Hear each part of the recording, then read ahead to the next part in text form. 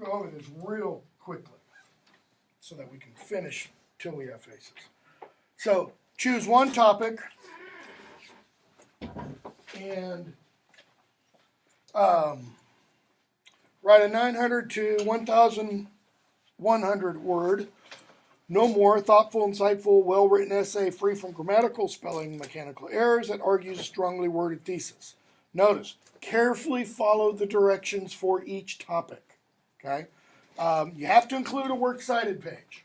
All right, use parenthetical citation. So, if you quote from Tolkien's essay on fairy story, you know, Tolkien writes blah blah blah blah blah blah blah blah blah, and then in abbreviated form of the title, you can just use OFS, underline it, you know, page number kind of thing. Till we have faces. TWHF. You can just use the initials for each title. Lilith, don't just put L, put Lilith. Hobbit, put Hobbit, you know. You must indicate which topic you're responding to. Your essay must have a title at the end of your paper. Just beneath the final paragraph, tell me how many words are in. Okay? So that does not include the works cited page, and it doesn't include the stuff at the top. Okay, so follow MLA guidelines, all that kind of stuff. Notice the bold at the end of the second paragraph. Failure to include a title and or failure to follow any of these directions like MLA citation, works cited page, automatic F. Automatic F is not a 0, it's 55 points. 0 kills you. 55 points just leaves you wounded, okay?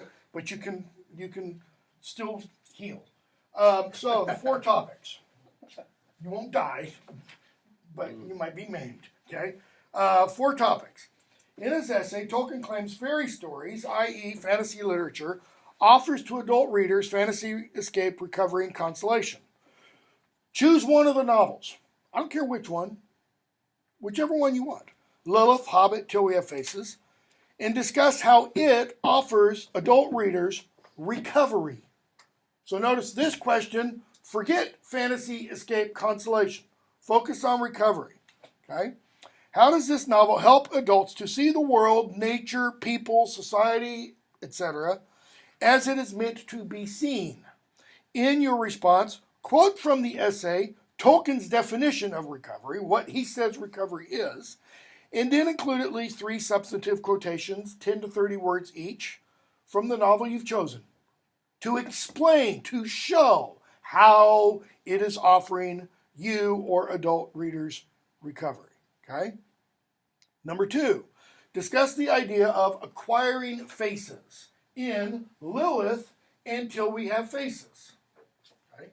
It'll be a whole lot easier to do Until We Have Faces, but it shouldn't be that hard to do in Lilith because of the passages we talked about it fairly great length. What do MacDonald and Lewis mean by faces? Is it literally just this? Okay? What is required or must be done to acquire a face? Include 2 substantive quotations, again 10 to 30 words each, from each of the novels. So you're going to have 4 quotations there in 2 novels on your works cited page. Number 3, choose one of the novels and argue for what you think the theme, purpose, main idea, main message author is trying to convey is of the novel. Be sure your thesis is strongly worded and conveys an opinion. I should have included that in all 4 topics. Whatever your topic is, your thesis needs to be strongly worded and have an opinion. Don't go all wishy-washy on me. Okay? Be bold. Be argumentative. Metaphorically reach out from your paper and slap me across the face and say, listen, you damn idiot, this is what I really mean. That's what a thesis does. Okay? A thesis is a point of argument. So, include at least this one, 3 substantive quotations from the novel. Okay? Lastly, looking solely at The Hobbit. Explain whether or not it offers what Tolkien says fantasy literature offers to adults. Fantasy, recovery, escape, consolation. Why am I asking you to do this one? Because I want you to tell me whether or not you think Tolkien does what he says fairy stories ought to do. bearing in mind he writes The Hobbit before he writes the fairy story essay. Okay? It's real easy to do that one on the Lord of the Rings, because he writes the Lord of the Rings after he writes the essay. And he kind of has the essay in mind as a template. But this he writes before. Okay? So, how does it offer these things to adults? Show me. You need to quote from the essay to show what Tolkien means by these terms: fantasy, escape, recovery, consolation. And then you need to show how The Hobbit does each of them. Thus, this one you're going to have a lot of quotations. At least 4 from the essay and 4 from The Hobbit. Okay? But again, those quotations should be in the range of 10 to 30 words each. So your quotations, at most, should be maybe 25% of the essay. Okay? 30 times 8 is 240. The essay is 900 to 1,100 words. Okay? And this is what the first page should look like. You don't use this title. I had somebody in one of my classes use the exact title I put down here. Don't do that. Similarly, I've literally had students do this. Don't ask me how. I've had students put your name. I'm like, yeah, dumbass, just leave. You shouldn't be here. You should be paving roads or something, okay? Don't put blah, blah, blah. That's where you start your paragraph, okay? So it's pretty self-explanatory, pretty clear. It is due the Friday after spring break. So go have fun, do whatever you're going to do in spring break. Don't think about, not really, think about this a little bit at least. But then come back and write your essay and turn it in class, okay? And don't tell me Thursday night before it's due, you've got some emergency. Ain't going to fly. Unless you're dead or nearly dead, and you have proof of being nearly dead, I won't accept any excuse. Okay, so we left off the other day with Orul hearing about this new goddess, Istra, and hearing the story. And the story is how close to her own? Exceedingly close. It's so close. What's the one big difference, however? The two sisters saw the house. Did they only see the house? No, they went in. They went in the house, and walls and tables and chairs and food and okay.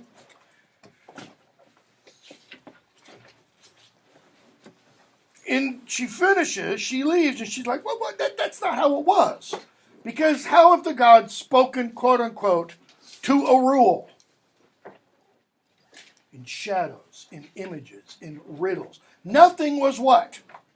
Clear, certain. Like this podium is clear and certain and hard, etc. Okay? So, page 249. She says, all right, now this is like the 4th time I think she's addressed us as reader.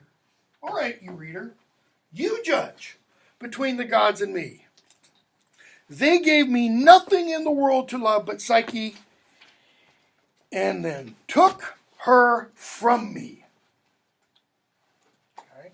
Now Lewis is writing this in about 1955.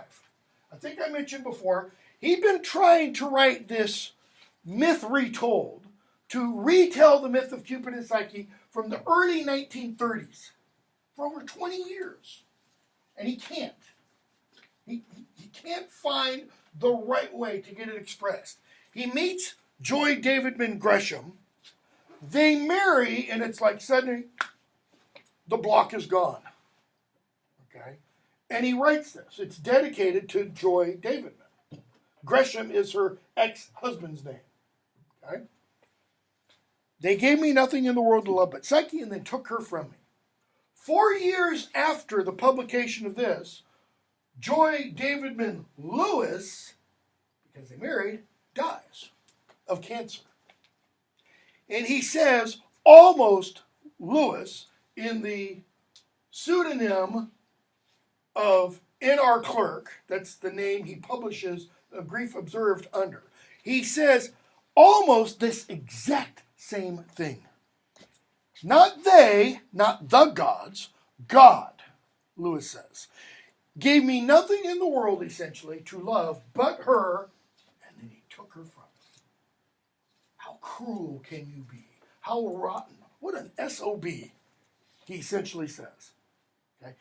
This is the guy who had written, quote unquote, Mere Christianity that millions of people loved and still do. He's still regarded as one of the greatest apologists for Christianity in the 20th century. When Billy Graham died last week, Lewis was often mentioned in the same breath as Billy Graham. Lewis gave the intellectual heft to Christianity. Billy Graham gave the evangelism, so to speak. This is a rule. She says, what did I have in life to enjoy, to love? Not my face, because I'm ugly. Not my father, because he's mean. She had nothing until her littlest sister was born. And she did what? She put all her joy and all her happiness there, and then whoosh, she gets yanked. They then brought me to her, but that wasn't enough. No. Not enough that they could give me Psyche and then rip her from me. No. They then brought me to her at such a place and time that it hung on my word, whether she should continue in bliss or be cast out into misery. Really? Did it hang on her word? A rule saying everything depended on me. Well, no, not really. They would not tell me whether she was the bride of a god or mad or brutes or villains spoil. They wouldn't, the gods wouldn't, but who would? Psyche would. She saw Psyche. She touched Psyche. She saw Psyche wasn't thin and frail and starving, nor was she a stark, raving lunatic. All right? They would give no clear sign, though I begged for it. True or false? I guess you could say, you could quibble over what does she mean by a clear sign? What did she see when she drank the water? Was it swirling? Was it made out of fog? Nope. It was pretty clear. I had to guess. Notice, guess, like her eyes were closed. And because I guessed wrong, they punished me. They punished me through her. Notice, it's my pain, not hers. Sound like anybody else that we've met earlier in the novel? Dad. When? When he didn't have to die for his daughter. This is exactly what Traum says when he finds out there is an accursed, and the accursed has to be sacrificed. And it's your youngest daughter.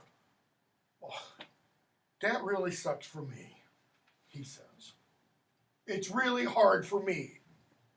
Yeah, but it's a little bit harder for Psyche, So she goes on. And that wasn't enough.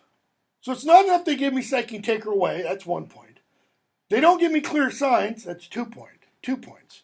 Now 3. Now they've sent out a lying story in which I was given no riddle to guess, but knew and saw that she was God's bride, and of my own will destroyed her, and that for jealousy. Was it for jealousy? Why does she tell Psyche she's making her do this? Why does she stab her arm? Because that's really what's best for Psyche? Or is it because Psyche has something a rule doesn't? And I don't mean sex. What does Psyche have that a rule doesn't? And apparently ever will, or never will. Beauty, what else? Love. Love. She will never have a love, a lover. As if I were another red hole. Is that an echo from something earlier in the novel? The night before Psyche is sacrificed, what does she tell Orul? Forgive Redival. Nah, you can ask me anything, but not that. Then you will be like her, she says. And now Orul just says, as if yeah, you were. I say the gods deal very unrightly with us. Keep in mind, this is her charge against the gods. That's how the novel begins. For they will neither, which would be best of all, go away and leave us to live our own short days to ourselves. Just like the government, go away. Just let me live in my own little plot of land and be gone. Nor will they show themselves openly and tell us what they would have us to do. Notice, she wants one of these two. Completely leave us alone and let us live and die in peace and then go wherever, or make it clear. What does she mean, make it clear? Come down with trumpets. Come down with trumpets, blazing glory, big old hammer, lightning bolts, the whole 9 yards. Okay? Yet what has Psyche said about the nature of the gods compared to human nature? What does human nature do in the presence of that nature? Pales in comparison. It quails. It falls. It can't be in that presence. Why? This is immortality. This is nothing. So she's kind of saying, show us, which would mean what? Annihilate us.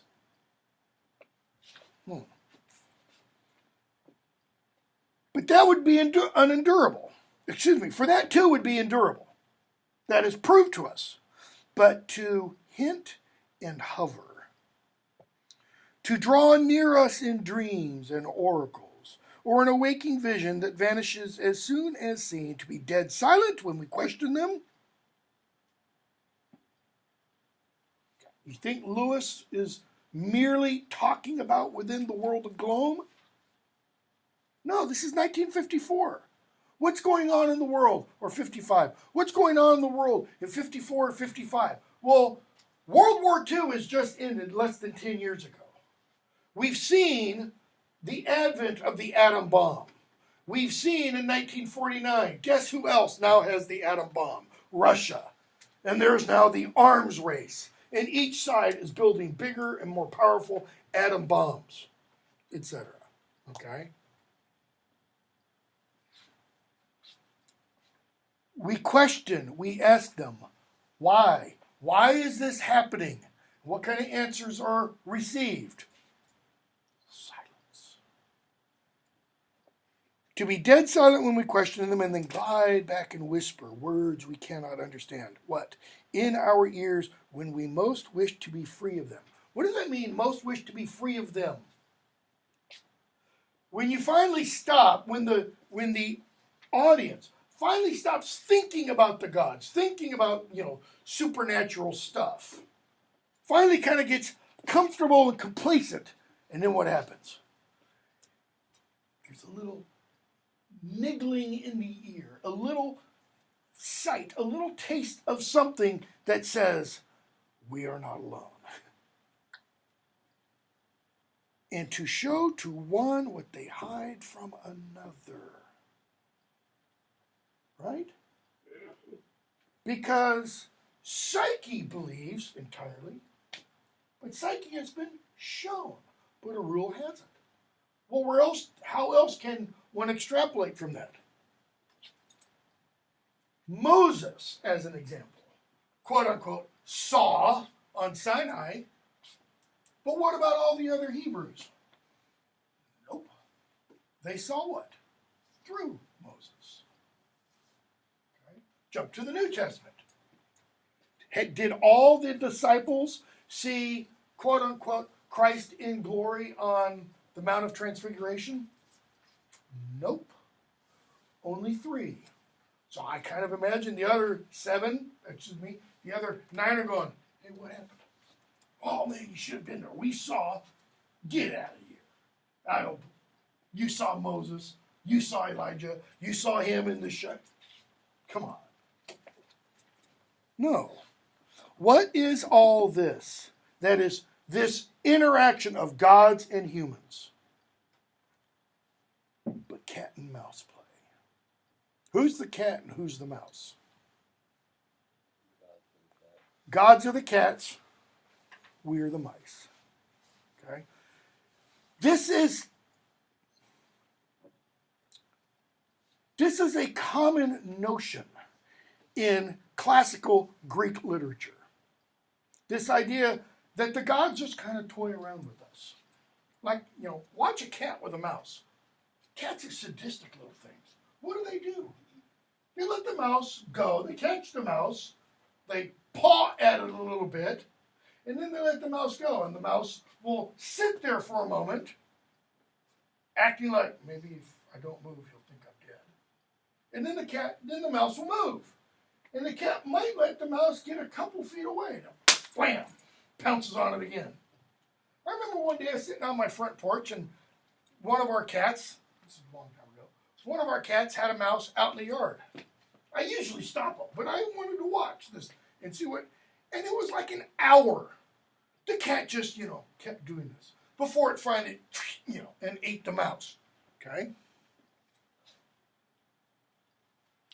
Shakespeare has, in King Lear, Gloucester say, we are like flies to the gods. And they just smack us around. Okay? What is all this but cat and mouse play? Blind man's buff. What's blind man's buff? We're familiar with it as blind man's bluff. The game, what do you do? Poker. No. You put on a blindfold and you try and catch somebody. Well, what's the person you're trying to catch here? The gods. It's like this. And the gods, or in a pool, Marco Polo. You're in the pool and somebody goes, Marco. Or the person with the blindfold, Marco, and you go, Polo, and then you move. Okay? The gods are the ones saying Polo. We're going, are you there? Yes. And you go to where you hear the voice, and there's nothing there. Why must holy places be dark places? Remember the priest said holy places are dark places? They're not like this. They're not well lit. Why not? Because you can't see the holiness, whatever, the holy stuff, with these eyes. Okay? It's meant to be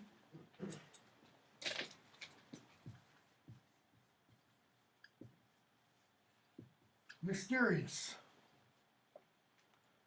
Because the divine, or divinity, if you want, is ultimately what? It's a mystery, right?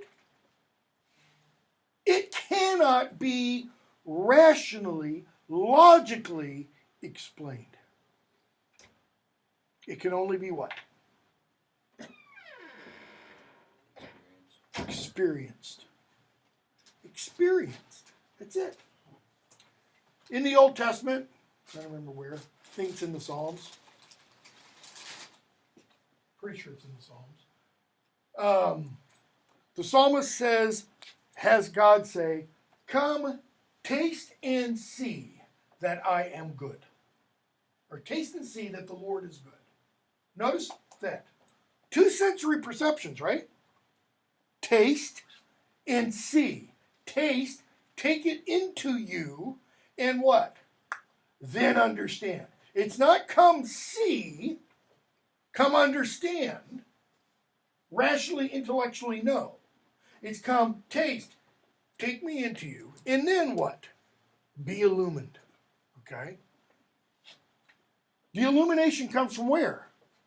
Not from outside. It has to come from inside. So, O'Rule goes on and says,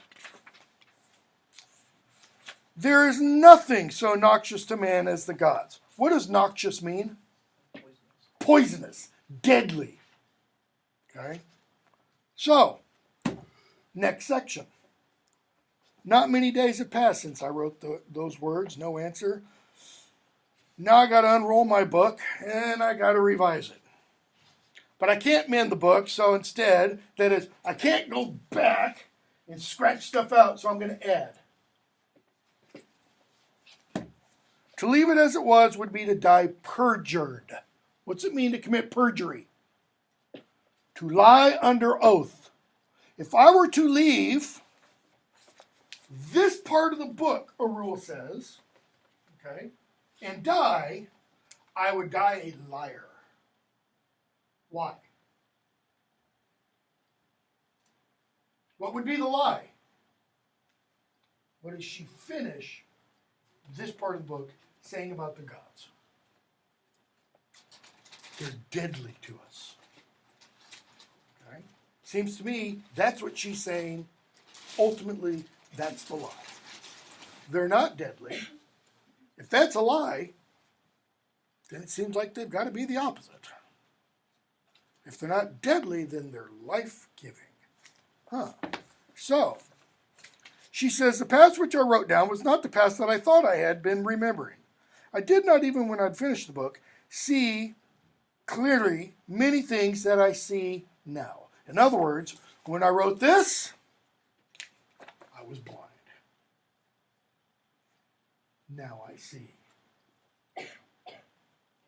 In his essay, Tolkien claims stories offer to adult readers fantasy, escape, recovery, and consolation. Choose one of the novels and discuss recovery. Now she sees. Okay? So, she says, the change began as I was writing. They, the gods, used my own pen to probe my wound. Probe. What does it mean to probe a wound? Everybody in here has had a splinter before. Sometimes it takes a needle to get that splinter out, right? Okay, so this isn't just a splinter. This is an open wound that has something in it. And what's the doc got to do? Find the thing without anesthesia. In other words, it's going to be painful. All right? So, eunuch comes. It's Terran, Redival's old lover. And he talks about Redival, how she was lonely. And page 255, lonely? Auril can't believe. How was Redival lonely? Oh yes, after the other princess, the baby came. After Istera was born, Redival, what happened to Redival? Okay, before then. Why did she just disappear? Kind of. I heard it back there. It didn't matter. To whom? To, Once Istera, Psyche, was born, Auril forgot about the joke in my family with my two middle kids, the unloved middle child. You're not the eldest, you're not the youngest. Okay? First of all, Auril loved me much, she used to say. Then the fox came and she loved me little. Then the baby came and she loved me not at all. So now we have an explanation for why Redival becomes the way she becomes. She's seeking what? Love. She's seeking love. Old, what was it? Elvin Bishop? No. Looking for love in all the wrong places, looking for love in all the wrong faces. Redival's looking for love. Whose? Older sisters? Quasi-mothers? I had never thought, page 256, at all, how it might be with her when I turned first to the fox and then to Psyche. Oops. Major screw up on my part. For it had been somehow settled in my mind from the very beginning that I was the pitiable and ill-used one. Now, I don't know about you. I won't cast any aspersions on you, but I can't help but read that and go, damn, that is some good psychology. Because what is Lewis saying? What we tend to do, it's all about me. Okay? Even though we don't literally think that. We don't go around thinking, I'm the most important person in the world. It's all about me. Screw everybody else. Okay? But it's there. It's deep down. Okay? Back to my writing. The continual labor of mind to which it put me began to overflow into her sleep. It's a labor of what? Sifting and sort. What's she sifting and sorting? She's talking about the writing process. Separating motive from motive and both from pretext. That's writing. What's she also talking about, however, that she's unaware of at that time? She is doing what when she is sifting? What is Psyche doing? Her punishments. What doesn't one of her punishments involve sifting? She's got to sift the seeds. You too shall be Psyche, the god told Arul. Psyche and Arul are both sifting. Why? Because Arul is doing what for Psyche, unbeknownst to Arul. She is helping bear her burden. She is easing her burden by doing it. And I just read an article last night. Kind of blew my mind. Every now and then, about once a week, I get on Science Daily just to read, various things.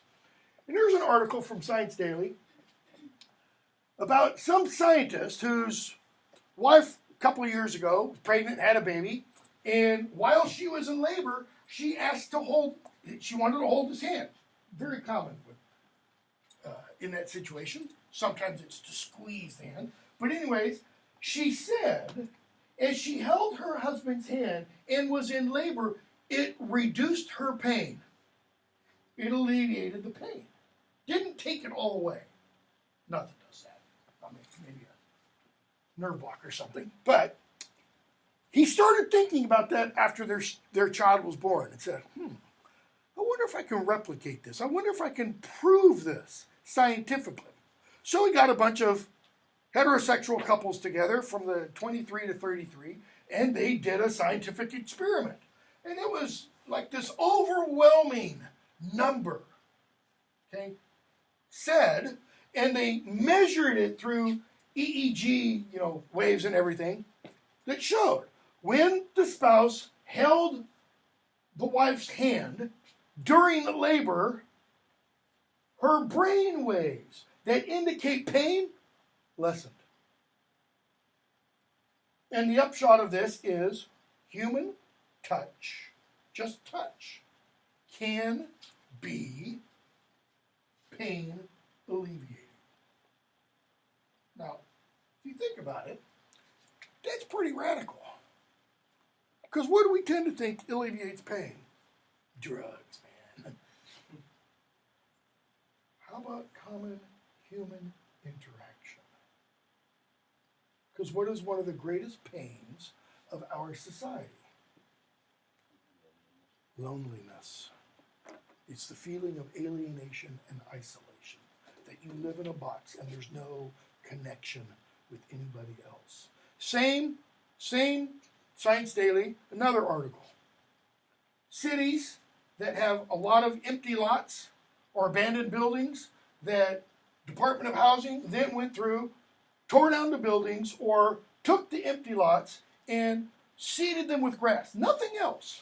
They didn't put swings, they didn't put benches, they just seeded them with grass. Okay?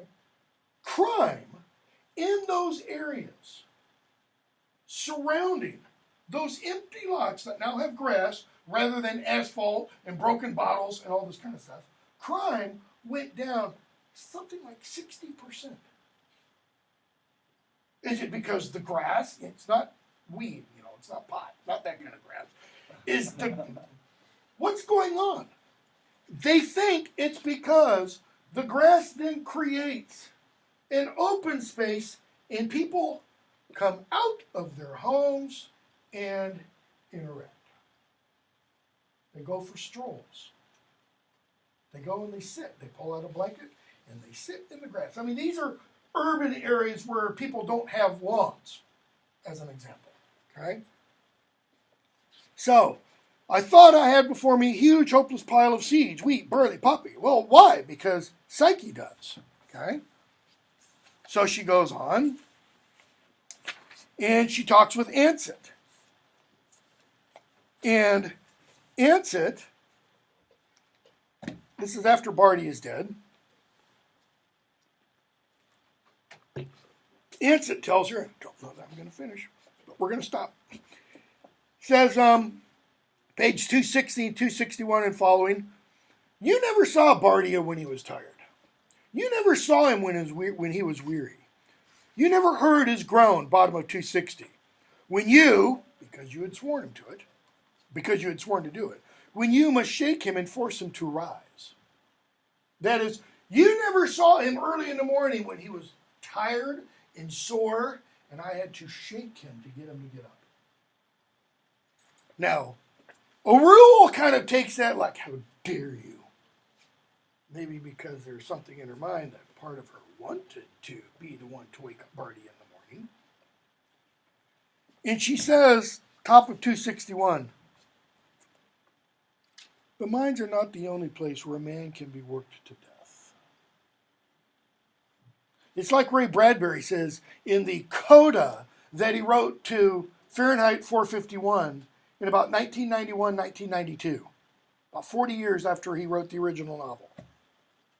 There are more than one way to burn a book. Well, one way to burn a book is to get a lighter, burn that book. What's another way? To edit it in such a way that the book no longer says what it says it says. He wrote that because he discovered in about 1990 or so, editors of his book had been removing all the curse words, which there aren't a lot of. Or there weren't a lot of. Things like hell and damn. Why did they remove that? Because the book was being taught in high schools. Notice what they're doing.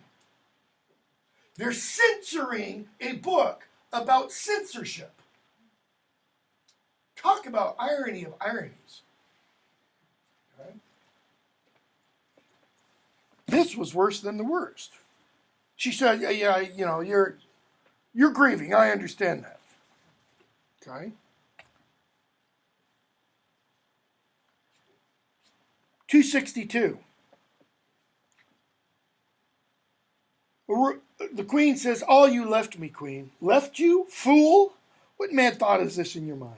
Oh, I know well enough you weren't lovers. You left me that. That is, you left his body to me. The divine blood, meaning the queen, will not mix with subjects, they say. You left me my share. When you had used him, you would let him steal home to me until you needed him again. When you had used him. How? What is she saying about Bardia's work hours? How so? He went up on a journey to see Psyche. Okay. What else? He was with her the majority of every day. It was only when Arul was ready to go to bed that Bardia could go home. But next morning, 6 hours later, when the sun arose, he had to be back at work. What? You're jealous? Arul said, you're jealous of me? Keep in mind, Arul still has what on? She says nothing. Look, you fool. And she pulls aside her veil. She started back from me, gazing so that for a moment I wondered if my face were a terror to her. It was not fear that moved her. And Ansit says, oh my God, I never knew. You also. What? You loved him.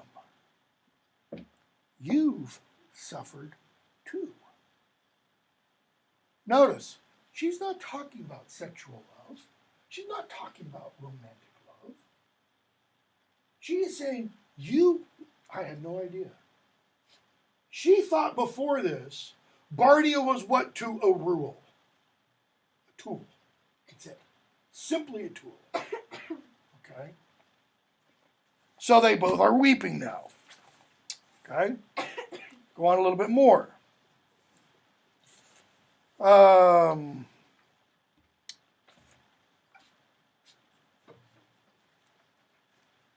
Arul says, why didn't you tell me? You could have sent word. I would have retired him. I would have given him time off. Page 264. Tell you? And take away from him his work, which was his life. Does that mean he didn't love his wife? No. And all his glory and his great deeds make a child and a dotard out of him? See, this is an idea that needs to be better understood in our society. Because we have this mistaken idea that because two people love each other, because two people marry each other, therefore, all their happiness and all their self-worth and all their being is wrapped up in that other person. Load of bullshit. If you think somebody else is going to bring you all the happiness in the world, you are in for the biggest balloon burst in your life. Okay? What is she saying? Bardia had part of himself that needed to be fulfilled where? Elsewhere. Elsewhere. Okay? But he would have been yours. The queen says. He would have been with you. No, she said, I would be his. I was his wife, not his doxy. He was my husband, not my house dog. She's saying, I trust my husband. I don't need him on a leash. He is not what the word originally means, house bound. I mean, modern feminists say, oh, wife, it's a negative term. It implies ownership. Not like house bound does. You know, wife, it comes from Old English weefman. What does that mean? Woman. That's what it means. A weefman, a woman person. The man there just means person, human, female person. Husband doesn't mean anything like that. It means bound, tied to the house. How different is that from the modern conception of what is thought husband means? Okay? He was to live the life he thought best and fittest for a great man, not what would give me pleasure. And you could bear that? You don't know anything about love, do you? What does she mean you don't know anything about love? Yes, she could bear that. Why? That's who he was. Do you think, for a moment, wives of those 243, I think it is, New York firemen, let me be gender specific here, who ran to the Twin Towers as they were burning and falling, do you think all 243 of those wives looked at their husbands and say, you damn fools, you should have run home? No. If you've ever heard interviews with any of them, what do they tend to say? Same thing most cops' wives say. I wouldn't expect them to do anything different. That person did what that person was essentially, I've used this analogy before, born to do. That's the kind of person he or she was. Okay? She says, no, wait, take that back. It's not that you don't know anything of love. Yours is a queen's love. Perhaps you who spring from the gods love like the gods. Now, she's been railing about the gods. She's probably, ready to smack her. Like the shadow brute, they say the loving and the devouring are all one. You loved my husband, not the way I did, and you did what? You devoured him. How? Well, what was Ansett left with after each day? The husk, the shell. That's it. She says, I saved his life. You would have been widowed many times.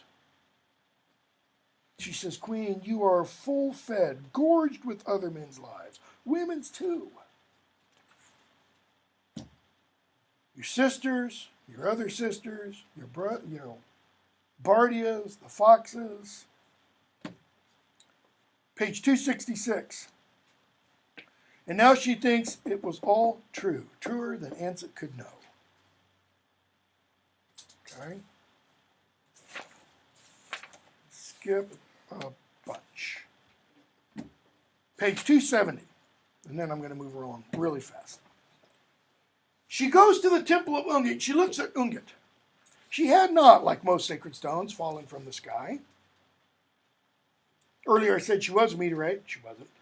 I've said she had no face, but that meant she had 1,000 faces. That is, because she didn't have a face, what could people see? Whatever face they wanted to see.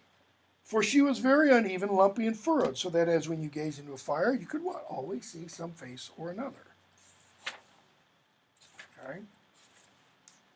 So, she has a dream. Her father speaks to her, takes her to the pillar room. But she goes down. She has to dig. And the voice says, the person says, who is Ungit? But my face, page 276, my face was the face of Ungit as I had seen it that day in her house, the king. Who's Ungit? I am Ungit. Yep, true, without question. I'm Ungit. Okay. Page 277. Middle of the page. There must, whether the gods see it or not, be something great in the mortal soul. For suffering, it seems, is infinite, and our capacity without limit. Of the things that followed, I can't say whether or not they were real or a dream. I'm just going to tell you what happened. Okay? So, she has a bunch of visions. Page 278, top. My veil was no longer a means to be unknown. So, now, her veil, she says, reveals herself to people. Why? Well, if they see a woman with the veil, that's the queen. So, she put the veil on so that she wouldn't be known. But now everybody knows her by the veil. So now, she's going to go without the veil. Now, her face will be revealed. My disguise now would be to go barefaced. Again, the original title of the novel. And it showed that face, which many had said, more truly than they could know, was too dreadful to be seen. I had become what the people and the priest called holy. Why? Because her face before, under the veil, was dark. And because now they see her face, but they don't know who she is. Her face is still dark. They don't realize this is the face of God or the gods. Okay? So, she comes to a river, and what does she think? I'm going to end it now. Why go on? Life is so horrible. And a voice says, don't. Lord, who are you? Do not do it. You cannot escape Ungit by going to the Deadlands, for she is there also. Die before... What? Die before you die? How? In here, it's not just accept the reality of death, but she must what in here? Die to self. The self has to die. Okay? So, skip a whole bunch. She sees the visions. She sees the rams and such. And she's taken to the jury, page 287, the court. And she sees far away, page 289, the judge. But on the same level with me, though far away, sat the judge. Male, female, I don't know. Face was veiled. Uncover her. So 290. She goes, I know what you're going to say. Why did you lie to me? You said a brute would devour her. Well, why didn't it? I'd have wept for her. In other words, it would have been easy for me if I had found bits and pieces of Psyche. It'd be better if Psyche were actually dead. Why? Because then I wouldn't be left with questions. But to steal her love from me, can it be that you really don't understand? Do you think we mortals will find you gods easier to bear if you're beautiful? You leave us nothing. What does she mean? When you take somebody away, you demand everything. Or, another way of looking at it, when you take us away, when you desire us, you desire all of us. It's not just my heart. It's not just my mind. It's not just me 1 hour a day. It's not just me 1 day a week. You desire everything. Those we love best, whoever's most worth loving, those are the ones you pick out. Okay? She keeps talking. Chapter 4, the complaint was the answer. That is, she just lets it all out in front of the judge. And she tells us that letting it all out, that's the answer. The answer to what? Are the gods just in their dealings with us? Notice, she gets to let it all out. 294. When the time comes to you at which you will be forced at last to utter the speech which is lain at the center of your soul for years, which you have all that time, idiot-like, been saying over and over, you'll not talk about joy of words. Why? Because till that word can be dug out of us, till that speech, that deepest thing of our heart, can be expressed, why should they hear the babble that we think we mean? How can they meet us face to face till we have faces? Notice, the gods have faces. What do we have to do? We have to find our face, that is, get to that heart of our being, that word that really needs to be expressed. Okay? So, she speaks to the fox, grandfather, and she says, are the gods not just? He says, no. If the gods were just, we'd be dead. Why? Because they're gods and we're stuff. Okay? He says, all the pictures you have seen are true, page 300. She says, wait, so another bore the anguish? Mm-hmm. That was one of the true things I told you before. What's he talking about? The allegory of the cave. Psyche was out here doing the stuff. O'Rule was the copy. Okay? But it was really happening.